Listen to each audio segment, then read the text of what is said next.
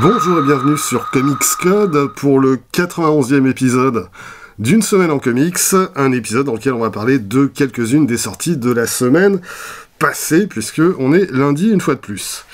Et je vais essayer de faire aussi court que possible pour chaque titre, parce que on en a quand même pas mal à passer en revue. Et pourtant, c'est une semaine où j'ai acheté une seule et unique nouveauté, c'est le tome 8 de Something is Killing the Children de James Tynion IV et Werther Dell'Edera.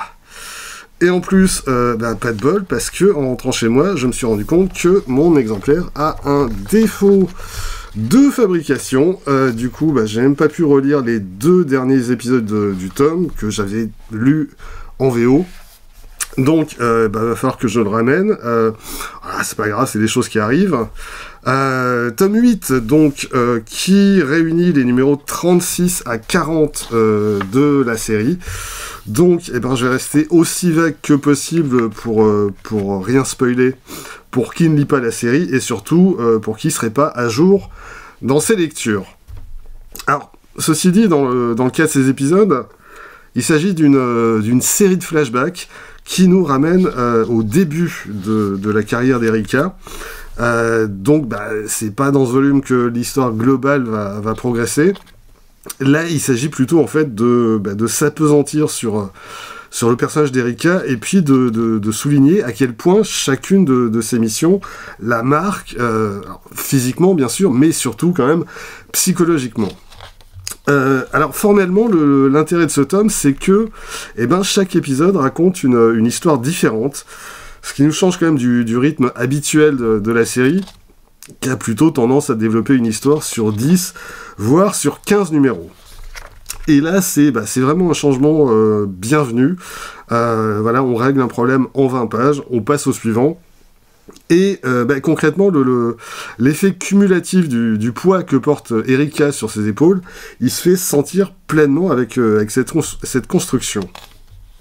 Le point négatif, c'est qu'on a quand même un peu l'impression de lire 5 variations sur la même histoire. Alors, c'est plus ou moins marqué selon les épisodes, mais on a quand même cette impression de répétition un peu d'un épisode à l'autre. Mais malgré tout, Tynion est quand même assez malin pour trouver dans chaque histoire le petit truc qui va la distinguer des autres et qui va venir casser la routine. Something is Killing the Children, ça reste pour moi une lecture plaisante.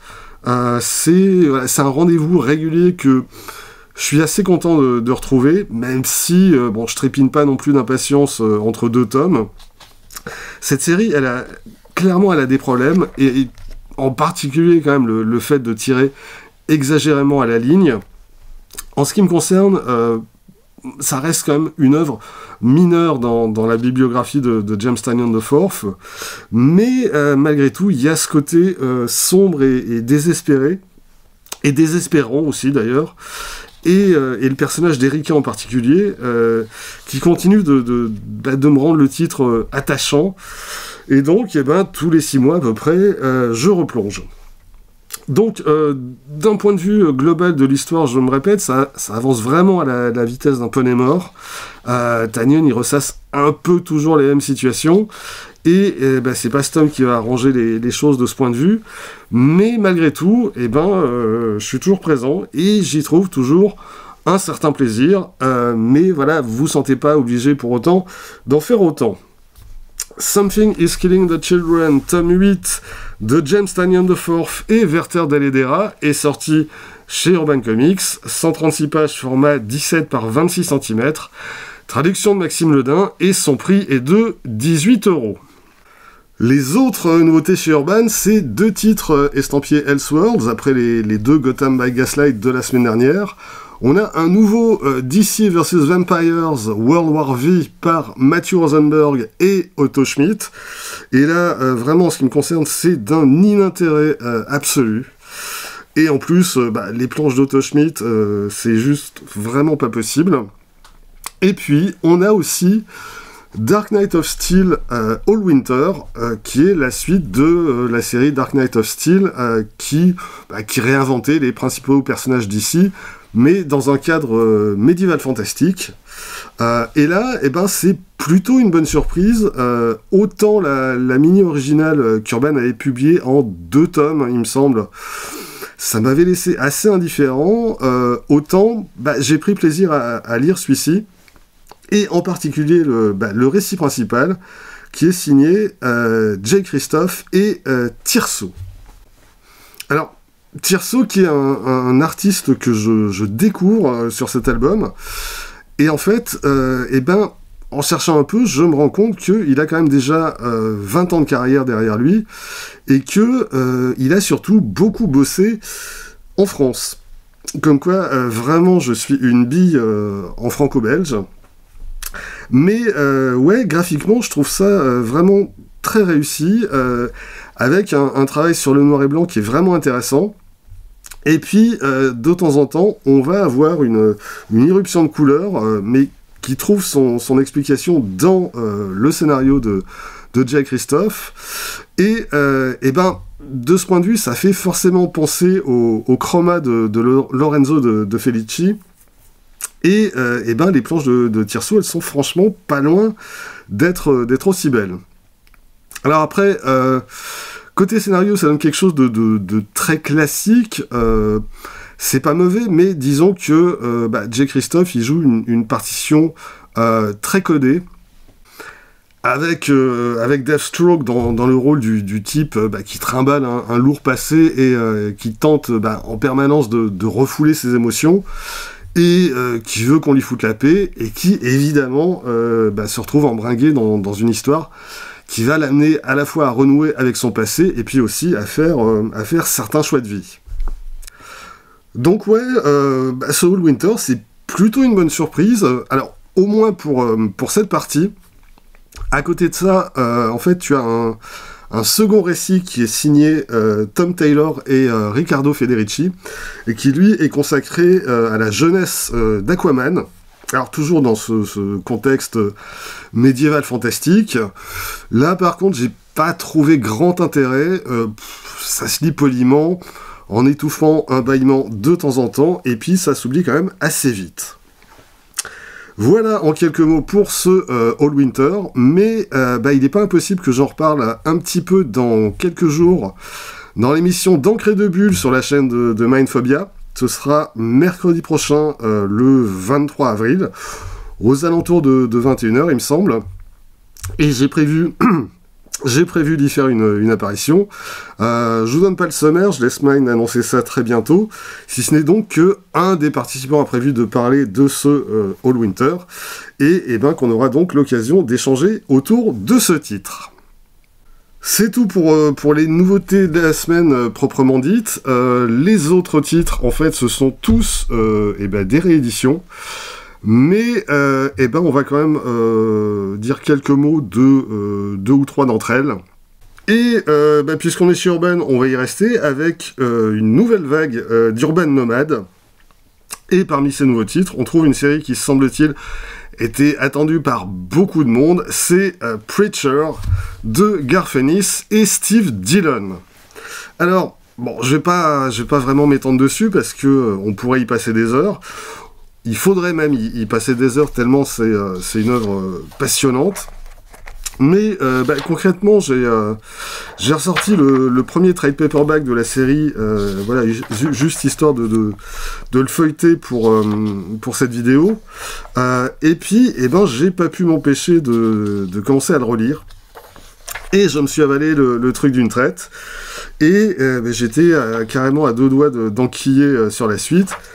Et j'ai dû me raisonner parce que c'est vraiment pas le moment, mais ça fait quand même un paquet d'années que j'ai pas relu la série.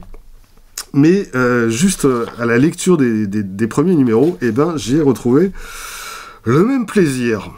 Et donc, alors, si vraiment vous connaissez pas du tout Preacher, c'est l'histoire de Jesse Custer, qui est un prêtre au passé trouble, qui va se retrouver brusquement habité par une entité, surnaturelle. Et ça va être l'histoire de son périple à travers les États-Unis à la recherche de Dieu, en compagnie de Tulip, qui est son ex, et de Cassidy, qui lui est un vampire irlandais. Preacher, c'est vraiment devenu un classique des comics modernes. C'est un mélange de comédie très noire et de tragédie vraiment viscérale. C'est méchamment sacrilège et en même temps c'est profondément humain. C'est à la fois trash et émouvant. Bref, c'est du Garth Ennis au sommet de son art. Ça fait clairement partie des lectures indispensables de ces 30 dernières années. Un autre urban nomade dont je conseille fortement la lecture, c'est Batman et Robin de Peter J. Tomasi et Patrick Gleason. Et Mick Gray à l'ancrage, ça me semble très important de pas l'oublier, parce que il me semble vraiment que les planches de Gleason ont jamais été aussi belles que quand elles sont ancrées par Mick Gray. Alors il s'agit donc des premiers épisodes de la série de 2011, donc période New 52, donc les épisodes 0 à 8. Alors, petite précision tout de suite, il ne s'agit pas d'un premier tome. Visiblement, Urban a décidé que ce serait un volume unique et il ne devrait donc pas publier la suite de la série dans ce format. Alors, ce qui, vraiment, dans l'absolu, c'est pas un problème, parce que là, on a vraiment un récit complet et qui se suffit à lui-même. Et c'est un récit qui va insister sur la relation pour le moins compliquée entre Bruce Wayne et Damian, le fils qui s'est découvert, et qui avait jusque-là été élevé par sa mère, Talia al Ghul, qui en gros, elle a fait de lui, dès son plus jeune âge, un tueur implacable. Avant de le balancer dans les pattes de Batman, avec, en gros, comme consigne, tiens, démerde-toi avec ça. Et ce background, en fait, on le retrouve dans l'épisode 0. Alors, je sais pas dans quel ordre Urban a publié ces épisodes, s'ils ont mis le numéro 0 avant ou après le récit principal. Récit principal qu'on a donc dans les épisodes 1 à 8. Et le récit principal, lui, il va donc s'interroger sur la relation entre Bruce et Damian, et en quoi Bruce peut espérer faire adopter son code de conduite à Damian, et en quoi Damian peut trouver, ou non, une figure paternelle qui pourrait aimer et respecter en la personne de Bruce. Peter Tomasi, il marche vraiment en permanence sur le fil du rasoir dans sa description de la relation entre les deux. On est vraiment en permanence au bord de la rupture, et d'autant plus que le scénariste va introduire un autre personnage qui va nous être présenté comme une figure paternelle a priori beaucoup plus naturelle pour Damian que ne l'est Bruce. Et tout le sujet de ces épisodes, c'est de savoir de quel côté Damian va basculer. Et je trouve le traitement des personnages extrêmement fin et pertinent, vraiment d'un bout à l'autre de ce récit. Alors bon, on est quand même dans le cadre d'un récit super héroïque, évidemment. Dans l'absolu, le personnage de Damian, il est quand même totalement what the fuck. Mais dans ce cadre-là, franchement, Tomasi, il fait vraiment du très bon boulot. Et puis, les planches de Gleason sont évidemment ultra dynamiques et ultra spectaculaires. Et encore une fois, merveilleusement bien ancrées par Mick Gray, qui, pour rappel, a quand même pas mal bossé à l'époque avec J.H. Williams III, et en particulier sur Promethea. Ça donne quand même un peu une idée du niveau du gars, quoi. Donc lecture que je conseille. En nomade, c'est sans doute pas le format idéal pour pleinement apprécier les planches de Gleason et Gray, mais c'est un très bon récit. Les autres Urban Nomades du mois, on a le tome 8 de Fable, toujours par Bill Willingham et Mark Buckingham. Et puis on a le tome 2 de Gotham Central de Greg Rucka, Ed Brubaker et Michael Lark. J'ai pas encore trouvé le temps de ressortir mes exemplaires pour relire la série. J'en garde vraiment un excellent souvenir. Mais alors ceci dit, dans les commentaires, il y a quelques semaines, je crois que c'est Ricardo qui disait que à la relecture, il avait trouvé ça bourré de clichés. J'avoue que ça m'inquiète un petit peu. Je pense pas avoir relu Gotham Central depuis sa parution originale, mais j'ai quand même tâché de me trouver le temps de relire ça sous peu.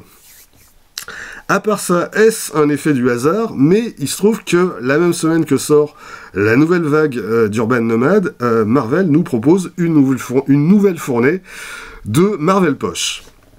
Alors, le Deadpool Massacre Marvel a été reporté d'une semaine, mais on a quand même 3 nouveaux titres qui sont sortis.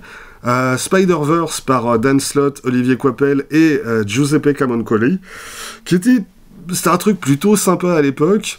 Et puis depuis, Marvel a essayé de nous en faire bouffer des quintaux à l'appel, et vraiment j'en peux plus des Spider-Man alternatifs. On a Old Man Logan de Mark Millar et Steve McNiven. Là aussi c'est plutôt un bon récit, et c'est pas toutes les semaines que je dis ça d'une histoire signée Mark Millar, mais effectivement le truc tient plutôt bien la route, sans être renversant non plus, faut pas exagérer. Et puis, là encore, Marvel a exploité le filon au-delà du raisonnable, et c'est devenu assez insupportable. Et puis, le dernier titre en poche, c'est Planet Hulk. Alors, celui-ci, je vais pas en parler tout de suite, si ce n'est pour dire que c'est un récit que j'aime vraiment bien. J'ai relu ça ce week-end, et du coup, plutôt que de charger cet épisode, je vais en faire une vidéo dédiée que je posterai dans le courant de la semaine, mercredi ou jeudi au plus tard si tout va bien. Et puis tiens, tant qu'on est à parler de ça, autre vidéo sur laquelle j'ai commencé à bosser et que j'espère pouvoir boucler assez vite, c'est une vidéo qui sera consacrée au titre Captain America qui viennent tout juste de sortir dans la collection La Légende Vivante et qu'on trouve dans les magasins Carrefour. Et on a 6 tomes qui proposent un survol de la carrière du personnage des années 60 jusqu'à nos jours. Alors c'est des albums qui font en moyenne 250 pages et qui sont vendus 3,20 €. Donc autant dire qu'on en a quand même pour son argent. Alors en fait depuis le temps que ça existe, c'est une collection que je voyais jamais passer, faute d'avoir un Carrefour à moins de 50 bornes de chez moi. Sauf que depuis, il se trouve que tous les magasins Cora sont passés sous enseigne Carrefour. Et du coup, ça y est, j'y ai accès sans problème. Donc, je suis en train de relire et de lire tout ça. Et on en parlera dès que j'aurai terminé. En attendant, revenons aux sorties Panini de la semaine. Et on va dire quelques mots de leur dernière intégrale en date, celle consacrée à Excalibur et aux années 1991-1992. Alors c'est une intégrale qui est marquée par le retour sur la série d'Alan Davis. Cette fois, il est au dessin, mais aussi au scénario, et avec, comme presque toujours, Mark Farmer à l'ancrage. Et alors, autant les 2 intégrales précédentes, c'est vraiment quelque chose que je déconseillais. Vraiment, la série a connu une longue période de creux après le départ de Claremont et de Davis. Et autant là, les choses redeviennent enfin intéressantes. Déjà, rien que pour le dessin, c'est vraiment du Alan Davis au sommet de son art. Bon, de toute façon, voilà, je suis fan du monsieur, donc en ce qui me concerne, toutes les occasions de se replonger dans son travail sont bonnes à prendre. Et puis, côté scénario, c'est plutôt sympa. Alors, on est moins dans le délire à la Claremont. Le ton reste quand même globalement assez léger, mais c'est pas la grosse déconnade non plus. Et puis, il y a quand même certaines intrigues qui apportent davantage de noirceur à la série. Côté comédie, on a notamment on a les TechNet. Où sont-ils ceux-ci? Ils sont là. C'est les TechNet, c'est ces espèces de chasseurs de primes intergalactiques qui, à eux tous, ils ont quand même beaucoup de mal à atteindre le QI d'une tartine de pâté. Et les TechNet, on va les retrouver en tant que guests dans une partie de ces épisodes, avec le pauvre Nightcrawler qui va essayer de les gérer. Alors d'ailleurs, pendant une bonne partie des épisodes de cette intégrale, l'équipe va plus ou moins se séparer. En tout cas, chacun de ses membres va s'occuper de ses affaires de son côté. Et puis du coup, on va suivre en parallèle plusieurs intrigues, notamment Megan qui part à la recherche de ses origines, ou Captain Britain qui va être jugé par ses pairs. Et puis, Alan Davis va aussi introduire de nouveaux personnages qui vont rejoindre l'équipe, et en particulier Kylun, qui est un personnage originaire d'un univers parallèle, et puis également Cerise qui elle est plutôt une voyageuse de l'espace, c'est elle ici, qui va débarquer accidentellement chez Excalibur. Alors, l'équipe va finir quand même par se réunir à l'approche du 50e numéro. Un 50e numéro dont l'intrigue va tourner beaucoup autour de Phoenix, avec menaces d'ampleur cosmique et tout. Par rapport à Phoenix, justement, Alan Davis va quand même passer pas mal de temps, à mon avis trop, à essayer de remettre à plat un peu l'histoire du personnage, et de gommer les contradictions et les paradoxes qu'on trouve dans son histoire, ce qui est, je trouve, toujours un exercice un petit peu vain. Mais globalement, c'est quand même une chouette période pour la série. On est davantage dans le registre de l'aventure super-héroïque plutôt que dans la franche comédie comme au début de la série, mais ça se lit et ça se relit extrêmement bien. Alors à noter que tous ces épisodes avaient été publiés en France dans Titan, à l'exception du tout dernier, le numéro 53, qui lui était inédit jusqu'à présent. Alors c'est un récit qui est signé Scott Lobdell et James Fry, et qui revient en fait sur la très brève période où Peter Parker, alias Spider-Man, était en colloque avec Brian Braddock, alias Captain Britain. Et c'était quelque chose qui avait été lancé dans des épisodes de Marvel Team Up de Claremont et Byrne à l'époque, et qui n'avait pas eu de suite concrète à l'époque. Et cet épisode va en gros expliquer pourquoi, et puis ce qui s'est passé. Et voilà pour les épisodes au sommaire de cette intégrale Excalibur. Les autres sorties Panini de la semaine, en Marvel Deluxe, on a le All New Ghost Rider de Philippe Smith, Tradd Moore et Damian Scott. C'est la série qui introduisait Robbie Reyes dans le rôle du nouveau Ghost Rider. De mon point de vue, ça n'a pas grand intérêt, hormis le travail de Tradd Moore sur les premiers épisodes. Mais même là, en fait, il a fait tellement mieux depuis que c'est pas quelque chose que je conseille. En omnibus, on a le deuxième Wolverine de Jason Aaron, avec toute la partie dans laquelle Wolverine se retrouve en enfer, et puis tout l'arc qui fait suite, et que je trouve vraiment intéressant. Bon, alors après, de là à débourser 80 balles pour ça, surtout quand on a la version qui était parue à l'époque en revue, et puis...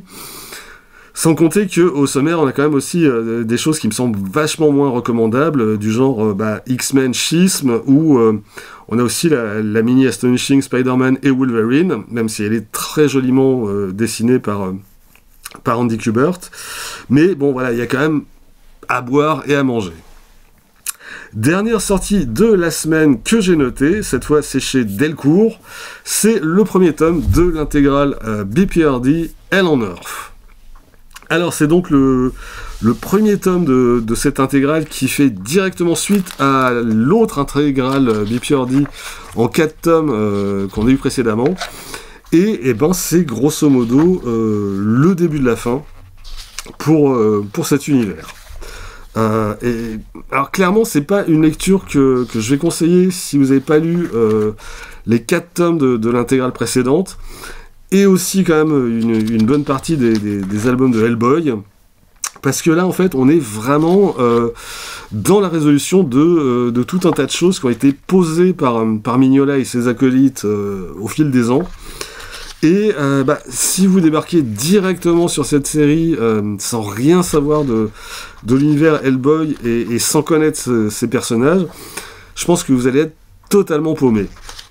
Mais par contre, si vous êtes à jour dans vos lectures, eh ben c'est une lecture qui est vraiment, vraiment prenante. Et en gros, on va assister impuissant à la fin du monde en même temps que les personnages.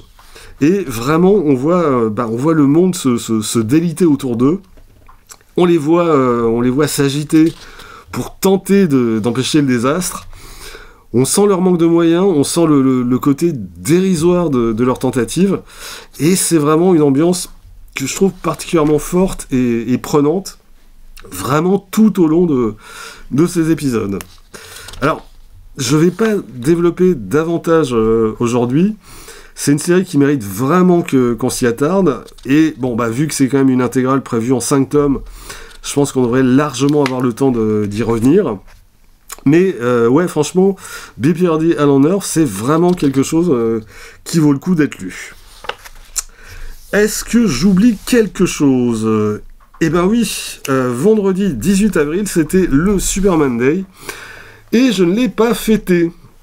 Genre à 23h30, je me suis dit, merde, c'était l'occasion quand même de faire une vidéo avec Quack Kent. Et ben même pas, j'ai oublié. Excuse-moi Quack. Hein, il boude. Hein, il fait la gueule. Je suis désolé. Alors, bon, ceci dit, j'ai quand même au moins une excuse, c'est que de là où je vous parle, le Superman Day, eh ben, il n'y a pas eu. Parce que le vendredi qui précède Pâques, en Alsace et en Moselle, il se trouve que c'est un jour férié. Et que donc les librairies sont fermées. C'est ballot. Bon alors après, Urban n'y est pour rien. La date, elle était fixée pour le monde entier par DC, donc voilà. Mais du coup, j'ai pas eu l'occasion de voir le bouquin offert par Urban pour l'occasion. Même si c'est un récit que je connais, c'est l'annual numéro 11 de 1985. Un récit qui est signé Alan Moore et Dave Gibbons. Pardon, Quack. Et c'est vraiment un très chouette récit qui, du coup, est proposé dans cette édition en version noir et blanc. Peut-être qu'on aura l'occasion d'en reparler, peut-être pas. On verra ça la semaine prochaine.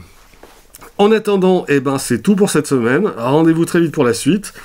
D'ici là, vous pouvez vous abonner à cette chaîne, laisser un commentaire, partager cette vidéo sur les réseaux sociaux. Vous pouvez aussi, de temps en temps, retrouver les lectures de Quack Kent et de Bad Quack sur Instagram, avoir ainsi un aperçu du thème des prochaines vidéos. Et vous pouvez surtout, lire des comics. Soyez sages et à bientôt.